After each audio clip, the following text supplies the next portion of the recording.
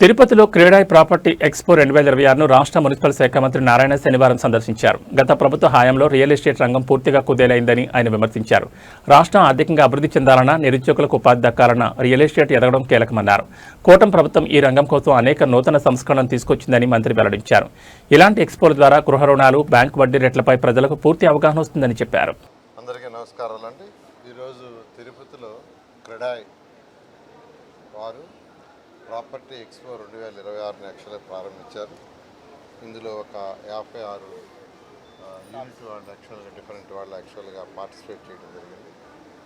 ఈరోజు క్రీడాయి అనేది భారతదేశంలో ఈ యొక్క బిల్డర్స్ ఈ అసోసియేషన్లో వెరీ స్ట్రాంగ్ అసోసియేషన్.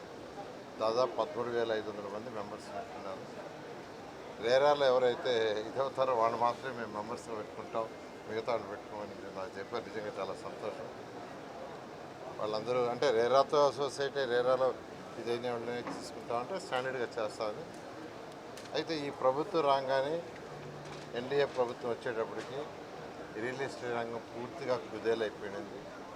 గవర్నర్ ముఖ్యమంత్రి గారు నాకు ఈ బాధ్యత ఇచ్చిన తర్వాత ఈ రాష్ట్రంలో రియల్ ఎస్టేట్ డెవలప్ కావాలి. ఏ రాష్ట్రంలో అయినా రియల్ ఎస్టేట్ ఫస్ట్ డెవలప్ అయితేనే ఆ రాష్ట్రం డెవలప్ అవుతుంది.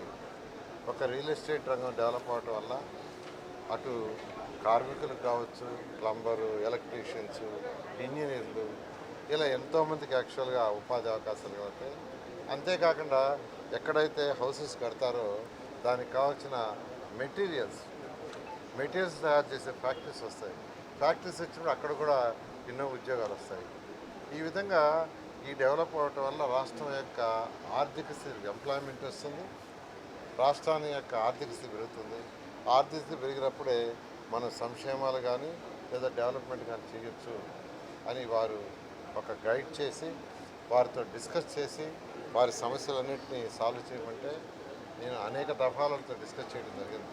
క్రీడాయి ఎవరైతే ఉండారో ఆర్గనైజేషన్ స్టేట్ లెవెల్ వాళ్ళతో అనేక దఫాలు డిస్కస్ చేసి, అదేవిధంగా మా అధికారులని ఇతర రాష్ట్రాలకు కూడా పంపించి అక్కడ కూడా టౌన్ ప్లానింగ్ సిస్టమ్ ఎలా ఉంది, అర్బన్ అథారిటీ ఎలా ఉంది స్టడీ చేసి అవన్నీ తీసుకొచ్చి మళ్ళీ కమిటీలు వేసి సైంటిఫిక్గా డిస్కస్ చేసి మళ్ళీ క్రీడాలతోనూ ఇలాంటి ఆర్గనైజేషన్తో కూర్చొని ఎన్నో రిఫార్మ్స్ చేసాం.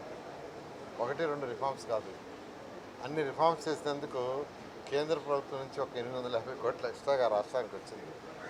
850 కోట్లు వచ్చిందంటే ఎంత రిఫార్మ్స్ చేసాం. ఆ విధంగా ఈరోజు ఆంధ్రప్రదేశ్లో ఎంత రిఫార్మ్ చేసాం దాన్ని అందరూ అప్రిషియేట్ చేస్తున్నారు. ఈ నేపథ్యంలో వీళ్ళు ఎక్స్పో పెట్టడం వల్ల, మెయిన్గా ఇలాంటి ఎక్స్పోస్ పెట్టడం వల్ల ప్రజలకు అవగాహన కలుగుతుంది.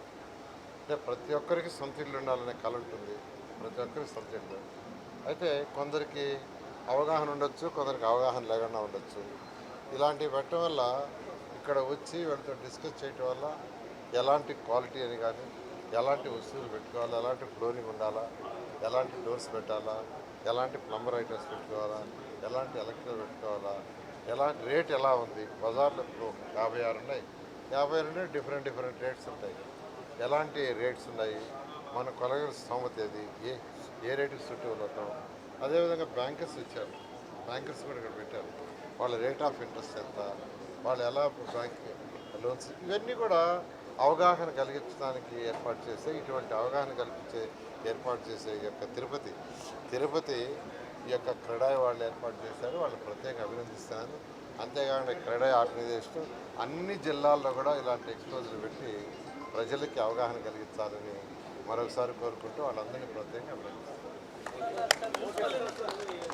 అవి మళ్ళా మాట్లాడతాను, ఇక్కడ వదిలేయండి.